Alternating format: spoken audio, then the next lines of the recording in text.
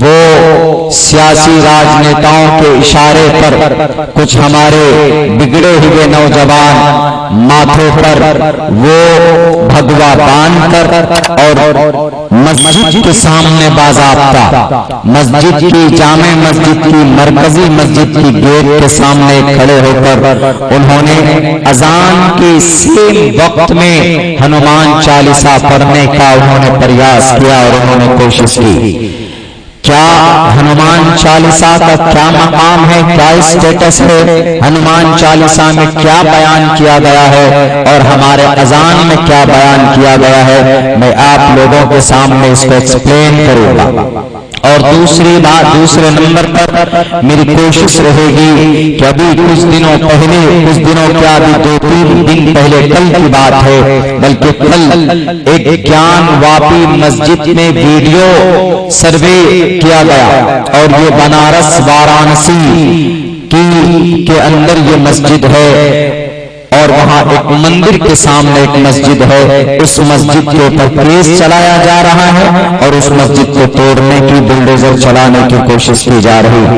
ان کے اوپر بات کروں گا، روشنی ڈالوں گا، اللہ سے دعا کرتا ہوں کہ اللہ تبارک و تعالی ہمیں خود ان باتوں پر کہنے کی جرأت دی جن پر میں مکمل طور پر عمل کر سکوں۔ میرے ساتھیوں، اذان مسلمان نماز سے پہلے دیتے اور یہ اذان کا مطلب صرف یہ ہوتا ہے انویٹیشن، انوائٹ کرنا، it's only announcement for praying of God, for worship of Allah subhanahu wa ta'ala۔ اللہ تبارک و تعالیٰ کی بندگی اور عبادت کرنے کے لیے، جمع کرنے کے لیے، تمام مسلمانوں کو انفارم کرنے کے لیے یہ اذان دی جاتی ہے۔ اور اس اذان کا وجود کب سے ہے، اس اذان کی تاریخ کو پڑھنے کی ضرورت میں ان لوگوں سے کہوں گا جن لوگوں کو ہمارے اذان کے الفاظ سے دشمنی ہے، ہمارے اذان سے جن کے پیٹ میں مڑوڑ اور درد پیدا ہوتا، آپ ہمارے قرآن کو، ہمارے احادیث کو نہیں پڑھتے، مت پڑھیے، لیکن اپنی کتابوں کو ضرور پڑھیے۔ آپ کی کتابوں میں صاف صاف لفظوں میں اذان کا تذکرہ موجود ہے، جس میں کہا گیا اچلاپی بھوشیتی جنومم، اونچی آواز میں انتم مہرشی لوگوں کو بلائیں گے۔ اچلاپی بھوشیتی جنومم کا کیا مطلب؟ صرف چیخنے سے نہیں ہوتا، صرف بھاشن دینے سے نہیں ہوتا، بلکہ پڑھو، گیان حاصل کرو کہ اس اذان کا ارتھ کیا ہے، یہ کب سے وجود میں آیا، اس کا کوئی اور انٹینشن ہے کیا، کوئی اور مقصد ہے کیا، تو آپ کو خود پتا چل جائے گا کہ اذان کا مقصد کچھ نہیں، صرف یہ کہ لوگوں کو خبر دی جاتی ہے کہ مسلمانوں تمہارے نماز کا وقت آ چکا ہے، تم نماز پڑھنے کے لیے تیار ہو جاؤ۔ مجھے بتائے یہاں پر حضرات علماء کرام کی بڑی تعداد، دنیا کے کسی بھی عالم دین سے پوچھ سکتے، کسی بھی اسکالر آف اسلام سے پوچھ سکتے ہیں کہ کیا اذان کا کوئی دوسرا ارتھ ہے، اذان کا کوئی دوسرا مطلب نہیں ہو سکتا، اذان کا کوئی دوسرا انٹینشن نہیں ہو سکتا۔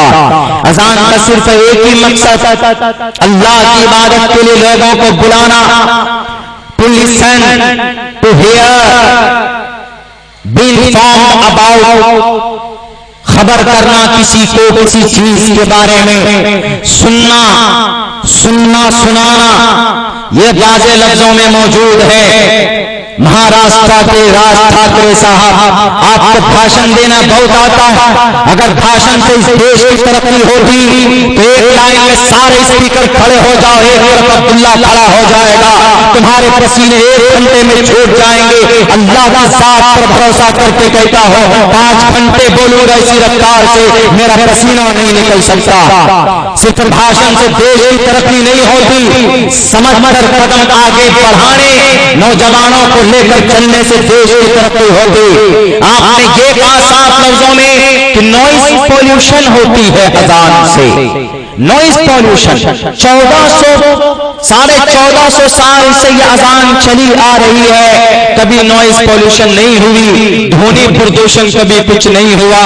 اور یہ آئے بڑے جانی یا انپڑھ گواہ جو کہ 5ویں فیل، نرسری فیل اور انہوں نے انٹر میٹرک کا بھی سرٹیفکیٹ جنہوں نے نہیں دیکھا، یہ اتنے بڑے نماز کے اوپر، اذان کے اوپر اتنا بڑا ججمنٹ دے رہے ہیں۔ بھارت کے کسی بھی کورٹ کا آپ آدیش پڑھیے، آبجیکٹو سائنٹیفکلی اگر یہ نقصان دہ ہو کہ نوائز پولیوشن ہوتی ہو، میں ہر جلسے میں چیخ کر کہوں گا کہ اذان کے اوپر پابندی لگا دو۔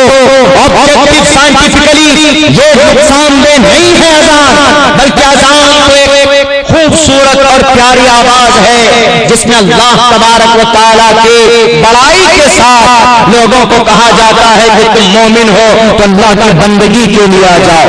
28ویں پارے میں سورہ جمعہ میں جمعہ کے لیے اللہ تبارک و تعالیٰ نے قرآن کریم میں باضابطہ آیت نازل کی، یا ایھا الذین آمنوا اذا نودی للصلاۃ، جب تمہیں نماز کے لیے پکارا جاتا ہے من یوم الجمعہ، جمعے کے دن، فسعوا الی ذکر اللہ وذروا البیع، اللہ کی بندگی کے لیے نکل پڑو، وذروا البیع، خرید و فروخت کو چھوڑ دو۔ وہ اگرچہ نماز جمعہ کے لیے ہے لیکن اس سے صاف پتہ چلتا ہے کہ جب اذان دی جاتی ہے نماز کے لیے، سب چیز چھوڑ کر اللہ کی بندگی کے لیے سب کو جانا چاہیے۔